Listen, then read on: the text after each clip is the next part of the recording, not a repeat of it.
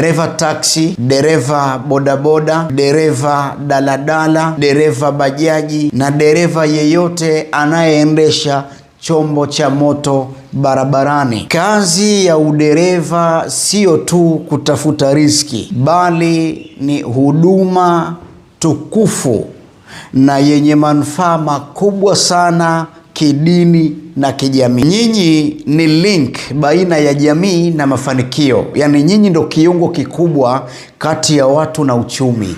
Nyinyi mnapeleka wanafunzi mashuleni, mnawapeleka watu makazini, dereva bodaboda, dereva daladala na dereva taksi.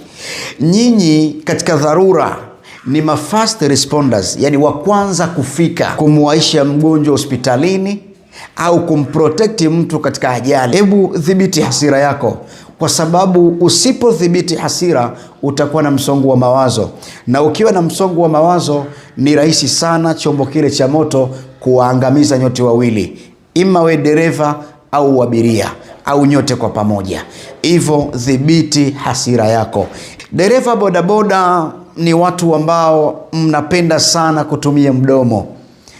Tumieni vizuri ndimi zenu katika kuzungumza.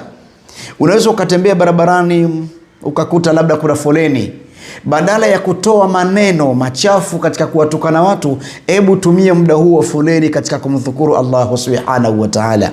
Usiwe mtu wa kupenda kutukana sana, tumia vizuri ulimi wako, kwa sababu ulimi ni kiungo ambacho kina uwezo mkubwa sana wa kuangamiza viungo vyote vya mwili.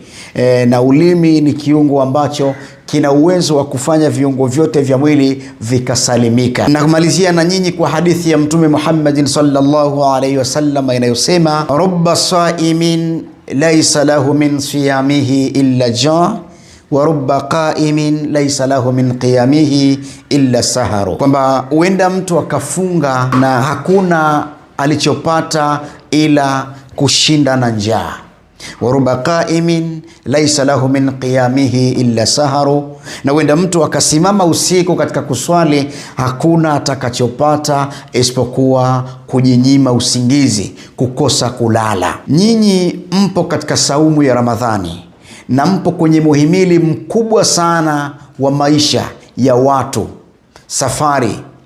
Nyinyi mnawapeleka watu safarini, mnawapeleka watu shuleni, sokoni, misikitini na kwengineko.